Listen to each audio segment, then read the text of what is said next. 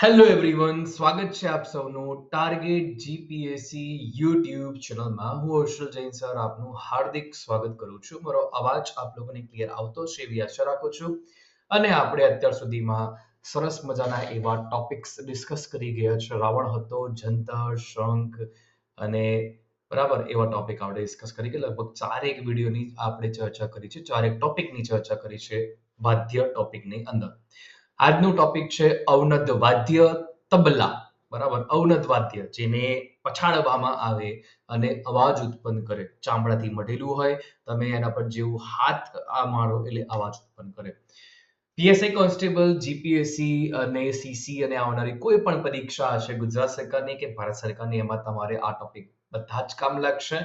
ખાસ આપણા યુટ્યુબ ચેનલને સબસ્ક્રાઇબ કરી લો અને આપણી જે ટેલિગ્રામ ચેનલ છે એમાં જોડાઈ જાઓ. બરાબર, અને અમારી એપ્લિકેશનને પણ ડાઉનલોડ કરો. લિંક ડિસ્ક્રિપ્શન બોક્સમાં આપે છે, તમે ડાઉનલોડ કરી શકો છો. ઓકે, આપણે ટોપિકની અંદર થોડાક આપણે આગળ વધીએ છીએ, ચર્ચાને આગળ ધપાવીએ. જય શ્રી શ્યામ, ખાટુ શ્યામ બાબાની જય હો. ખાટુ શ્યામ બાબાની અસીમ કૃપા છે તે આપણા પર વર્ષે આપણને ખૂબ સુખ સમૃદ્ધિ સ્વાસ્થ્ય આપે એવી આપણે શ્રી ખાટુ શ્યામ બાબાને પ્રાર્થના કરીએ. મારું નામ હર્ષલ જૈન અને 7 વર્ષ કરતા વધુ ટીચિંગ એક્સપિરિયન્સ હિસ્ટ્રી અને મેથેમેટિક્સમાં, 6.5 વર્ષ કરતા વધુ teaching experience reasoning, constitution, art and culture ગુજરાતમાં છે. અને જીપીએસસી એસટી પ્રિલિમ્સ 2 વખત ક્લિયર છું, 2 વખત મેઇન્સ આપી છે અને ICICI bank Piyu, HDFC bank Piyu, job letter સાથે ક્લિયર છું. બિન સચિવાલય office assistant preliminary examination clear, તલાટી કમ મંત્રી 392 પીએમ અને જીએસએસબી ની સીસી ની પ્રિલિમ્સ એક્ઝામ ક્લિયર છું. ભાઈ, આમ તો દરેક વિડીયોમાં નથી કહેતો, પણ આ વિડીયો મેં તમને કહી કાઢ્યું. ઠીક છે.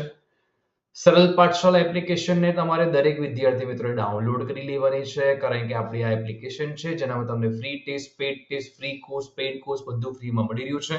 તમે એનો લાભ ડેફિનેટલી લઈ શકો છો. લિંક ડિસ્ક્રિપ્શન બોક્સમાં આપી છે. ફિનકોલ એપ્લિકેશનમાં અમે તમને લાઈવ ડાઉટ સોલ્વ કરાવડાવીએ છીએ. તમારા જે પણ ડાઉટ હોય ફ્રી ઓફ કોસ્ટ, કોઈ ચાર્જ નહીં, 1 to 1 પણ કરાવતા હોઈએ છે. ફ્રી ઓફ કોસ્ટ કરાવે છે. ટેલિગ્રામ ચેનલમાં જોડાઈ જાઓ અને લિંક ડિસ્ક્રિપ્શન બોક્સમાં ફેનકોલની પણ આપી છે, તેને પણ તમે ડાઉનલોડ કરી શકો છો. લોકવાદ્યનું વર્ગીકરણ ટોપિક છે જે આપણે ઓલરેડી ચર્ચા કરી ગયા છે અને તમારે આ 4 ટાઈપ યાદ રાખવાના જ છે, એમાં કોઈ બેમત નહીં. રાઈટ, તત, અવનદ્દ, ગમ અને સુશીલ. તબલા ટોપિકમાં આવી છે.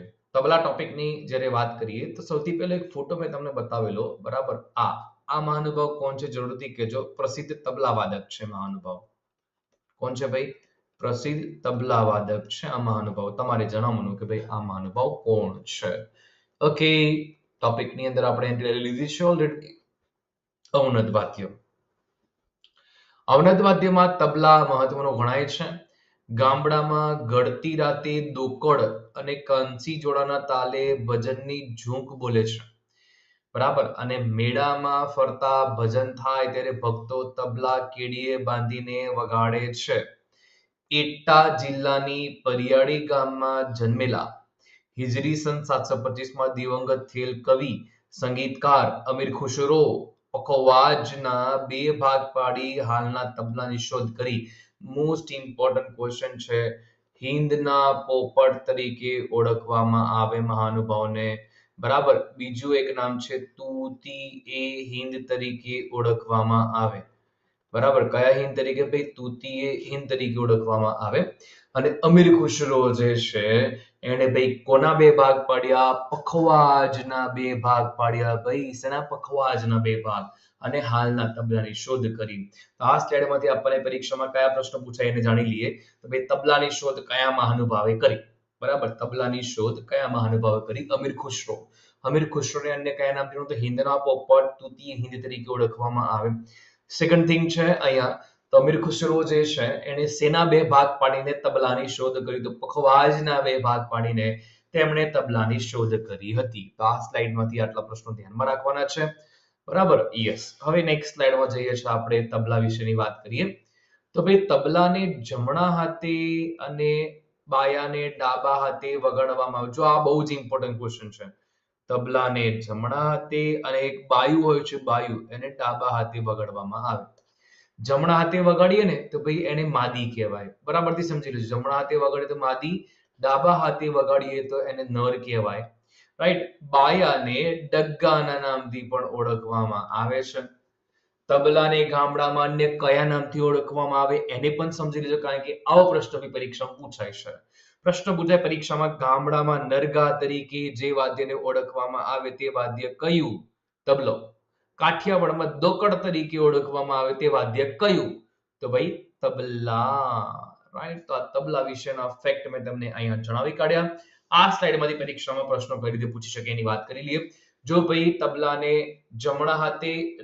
કયા હાથે વગાડવામાં આવે? જમણા હાથે. બાયાને કયા હાથે વગાડવામાં આવે? ડાબા હાથે. બરાબર. એમ પણ હિન્દીમાં બાયાને ડાબું કહેવાય, દાયાને જમણું કહેવાય. તે રીતે તમે યાદ રાખી શકો છો.